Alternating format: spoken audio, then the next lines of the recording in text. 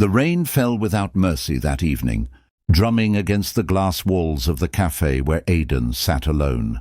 He stared at the untouched cup of coffee in front of him, its warmth long gone, just like the warmth that once filled his heart. Across town, Ilara ran through the rain, clutching her umbrella that had flipped in the wind, tears mixing with the storm, as if the sky itself was crying with her. She had just come from the hospital, where her mother's frail hand had squeezed hers weakly before whispering, "Promise me, my child, don't let go of the one who truly loves you." Those words echoed in her mind, like a prayer and a warning. Aidan and Ilara weren't supposed to be apart. They had met years ago in this very cafe, when he was a quiet architecture student sketching city skylines, and she was an art student painting sunsets no one else saw the beauty in. They connected instantly, the boy who built dreams and the girl who painted them. But dreams had a way of shattering when reality came knocking. His family was wealthy and influential. Her family was struggling and proud. His parents saw her as a distraction, a girl who'd hold him back from greater things. Ilara had felt the distance growing between them, like invisible walls being built brick by brick. That night, when Aidan's father called her to meet privately, she went, hoping to prove her worth, but left with her heart shattered. He offered her money to leave Aidan, claiming that love doesn't feed you when the world turns cold. Ilara refused the money, but the words burned. For days she avoided Aidan, hoping he'd notice, hoping he'd fight for her. But Aidan had troubles of his own. His father had threatened to cut him off financially if he didn't end things with her. He thought maybe staying away would protect her, not knowing she was breaking in silence. When they finally met again, it wasn't in love's embrace, but in confrontation. "You've changed," she whispered, her eyes searching his for the warmth she used to know. "Maybe I finally grew up," he replied coldly, though his heart screamed the opposite. "Then grow up without me," she said, walking away with tears streaming down her face. Her art portfolio clutched like armor. Years passed. Aidan became a respected architect, known for his emotion-filled designs that carried the ghost of love in every line. Ilara's paintings began to sell, capturing pain and hope in every brushstroke. But success felt hollow. Both carried invisible wounds. One winter night, Aidan was assigned to design an art gallery for a charity foundation. When he arrived at the event to meet the featured artist, he froze. The gallery walls were covered in her paintings. Every canvas was a memory, every color a confession. And then he saw her standing near the center, wearing a simple white dress that glowed under soft lights. Her eyes met his, and for a moment the years melted away. "Ilara," he breathed. "You kept painting," she smiled faintly. "And you kept building." There was silence, heavy with the weight of everything unsaid. "I never stopped loving you," he whispered finally.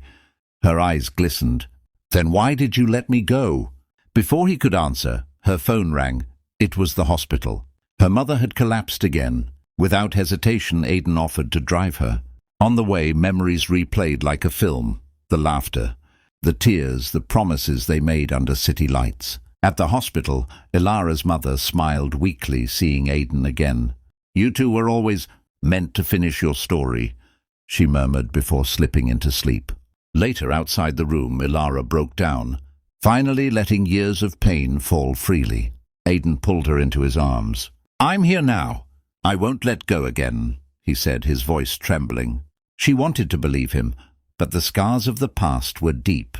Love was still there, but so was fear. As they stood in the hallway, thunder rolled outside, echoing the storm that once tore them apart. Ilara whispered through tears, "People change, Aidan." He nodded. "Then let's change together." That night, when she returned home, she stared at her reflection in the window and saw hope flicker. Again, for the first time in years, she took out an old sketch she once drew of him, holding her hand under the rain. She smiled through her tears and said softly to the empty room, "Maybe, just maybe." And as the rain returned, two hearts that had broken once began to find their rhythm again, slowly, carefully, beautifully. And if you believe that true love can survive time and pain, make sure to subscribe to the channel right now, because Chapter 2 will touch your soul even deeper. It had been 2 months since that night at the hospital, and in that time, Aidan and Ilara found themselves drawn back into each other's orbit. What began as cautious conversations turned into long walks through the park, shared coffee at sunrise, and laughter that felt like home. But love, no matter how strong, still had shadows. Aidan's father was diagnosed with a serious illness, and suddenly the man who once tore them apart was now the one who needed compassion. Aidan visited daily, caring for him quietly. Ilara, to everyone's surprise, joined him. She brought flowers, painted small cards, and spoke gently to the man who once humiliated her. "You don't owe me kindness," his father told her one day, voice weak with guilt. Ilara smiled softly. "I don't, but Aidan does. And he loves you." The man looked at her for a long moment, tears forming in his tired eyes. "I was wrong about you," he admitted. That was the first time Aidan saw his father cry. Weeks later, when his father passed peacefully in his sleep, Aidan felt broken, but not alone. Ilara was there, holding his hand, her strength steady as the sunrise. "You once said you build things," she whispered as they stood by the grave. "Now build a life worth living for both of us." It was then he realized she had forgiven not only him but the world that hurt them. And yet, even as healing began, fate wasn't done testing them. One evening, Ilara received an invitation from an international art agency, an opportunity to display her work in Paris. It was her dream, but it meant leaving for at least 2 years. She hesitated to tell him, afraid it would break the fragile new bond they had rebuilt. When Aidan finally found out, his heart dropped. "So you're leaving?" he asked quietly. She looked away. "I thought you'd be happy for me." "I am," he said, voice trembling, "but I can't lose you again." She touched his face, eyes shimmering with tears. "Aidan, I lost myself once trying to fit into your world. I need to find who I am again." The next morning, Aidan showed up at her studio. Without a word, he placed a key on the table. "This is for the apartment I built near the sea. Go chase your dream, Ilara, but promise me, when the storms are over, you'll come home." Her heart broke at his selflessness. "And if I never come back?" she asked softly. He smiled sadly. "Then I'll still be waiting." She wanted to speak, to tell him how deeply she loved him, but words failed her. Instead, she stepped forward and kissed him, a kiss that held years of pain, love, forgiveness, and promise. Months passed. Aidan threw himself into his work, designing a new city landmark inspired by her, the Ilara Bridge, a breathtaking structure, symbolizing love that endures. Every night he watched her progress online as her name spread across Europe. Yet fame meant nothing without her. And then, one spring evening, while he was overlooking the bridge during its opening ceremony, he saw a familiar figure in the crowd. She was standing in the distance, hair flowing in the wind, eyes full of emotion.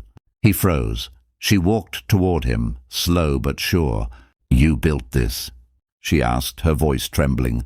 "For you," he said, his voice cracking. She smiled through her tears. "And I painted your story across Paris. Every stroke had your name." They stood there, under the glowing lights of the bridge, surrounded by the cheers of strangers yet lost in their own world. Aidan held out his hand. "I can't promise forever without pain, but I can promise that I'll never stop choosing you." Her tears spilled over as she stepped closer, their hands inches apart. "Yours," she whispered, voice breaking. "Or no one." Then she took his hand, the same way she had years ago, but this time without fear. The rain began to fall again, soft and familiar, as if the universe was applauding their reunion. The bridge lights reflected in her tears, turning them into tiny stars. He pulled her close, whispering, "Welcome home." And as the night embraced them, their story, written through storms, loss, and time, finally came full circle. It wasn't perfect love. It was real love, the kind that breaks, heals, and chooses to stay. If this story touched your heart, don't forget to hit the subscribe button, share it with someone who believes in true love, and stay tuned for more emotional tales that remind us love always finds its way back.